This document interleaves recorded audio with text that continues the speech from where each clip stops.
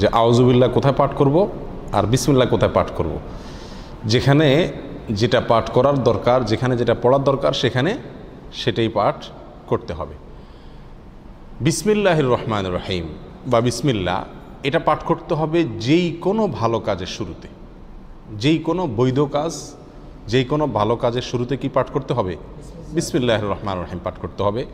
বিশেষভাবে কোনো কোনো হাদিসে কোনো কোনো আমলের শুরুতে বিসমিল্লাহ পাঠ করার কথা বলা আছে, সেখানে সেই আমলের শুরুতে, সেই কাজের শুরুতে বিসমিল্লাহ পড়তে হবে। যেমন খাবারের শুরুতে বিসমিল্লাহ পাঠ করতে হবে, মসজিদে প্রবেশের সময় বিসমিল্লাহ পাঠ করতে হবে, বাসায় ঢোকার সময় বিসমিল্লাহ পাঠ করতে হবে, বাসা থেকে বের হওয়ার সময়ও কি করতে হবে? বিসমিল্লাহ পাঠ করতে হবে। এ হলো বিসমিল্লাহর বিষয়। আর আউযুবিল্লাহ এটা বিশেষভাবে পাঠ করতে হয় কোরআনে কারীম তেলাওয়াতের শুরুতে, কোরআনে কারীম তেলাওয়াতের শুরুতে।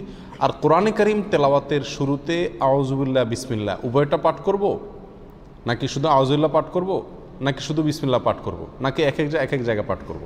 অনেকগুলো প্রশ্ন আসে কি আসে না? এটার উত্তর হলো, যখন আমরা কোরআনে কারীমের তেলাওয়াত শুরু করব, সেটা নামাজে হোক, নামাজের বাইরে হোক, যে অবস্থায় হোক না কেন, যদি আমরা কোরআনে কারীমের তেলাওয়াত শুরু করি তাহলে আউযুবিল্লাহ পাঠ করতে হবে, আউযুবিল্লাহ পাঠ করতে হবে। অনেক উলামায়ে কেরামের মতে ওয়াজিব, অনেক উলামায়ে কেরামের মতে সুন্নাত। আল্লাহ সুবহানাহু ওয়া তাআলা সূরা নাহলের 98 নম্বর আয়াতে ইরশাদ করেছেন, ফাইদা ক্রাআতাল কুরআনা ফাস্তাইজ বিল্লাহি মিনাশ শাইতানির রাজীম।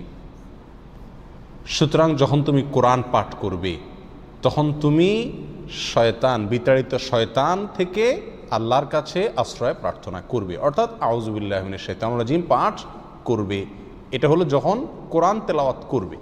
তাহলে আমরা নামাজে যখন হাত বাঁধবো, হাত বাঁধার পরে সানা পড়ব, এরপরে আউযুবিল্লাহ পাঠ করব, কারণ আমাকে সূরা ফাতিহা পড়তে হবে, সূরা ফাতিহার পরে আরও সূরা পড়তে হবে। সেজন্য আমাকে শুরুতে কি পড়তে হবে? আউযুবিল্লাহি মিনাশ শাইতানির রাজীম পাঠ করতে হবে। এটা সুন্নাত।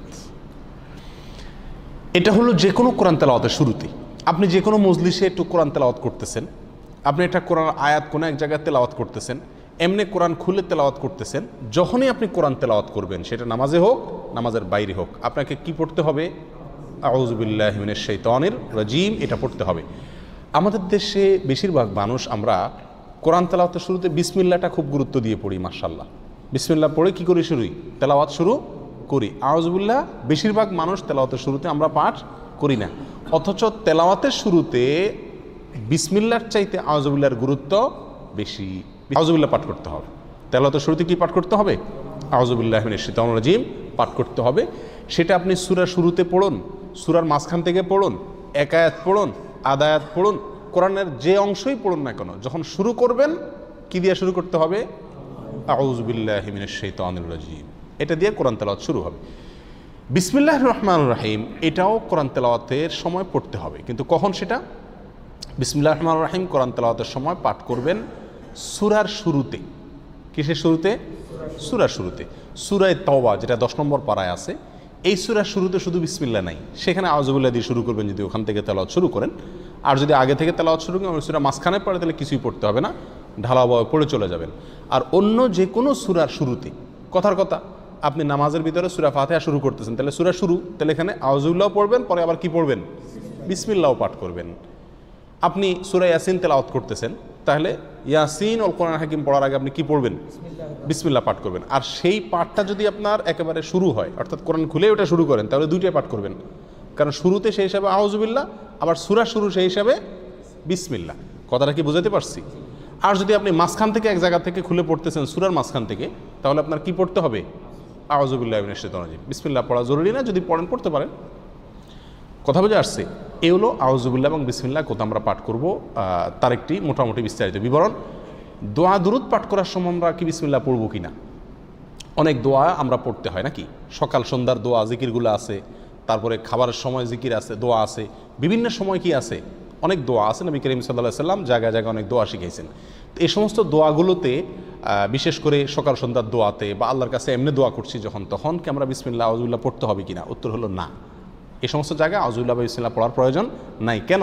কারণ হলো আপনি যে দোয়া পড়তেছেন ওই দোয়াটাই কি আল্লাহর নাম, ওই দোয়া পড়া মানেই হলো আল্লাহর নামে জিকির করা, অতএব সেখানে আবার আল্লাহর নাম নিয়ে আলাদা জিকির করার প্রয়োজন নাই। আর তাছাড়া সে সমস্ত জায়গায় এই বিসমিল্লাহ পাঠ করার কোনো নির্দেশ কোরআন এবং সুন্নায় বর্ণিত হয় নাই। কথা বুঝে আসছে?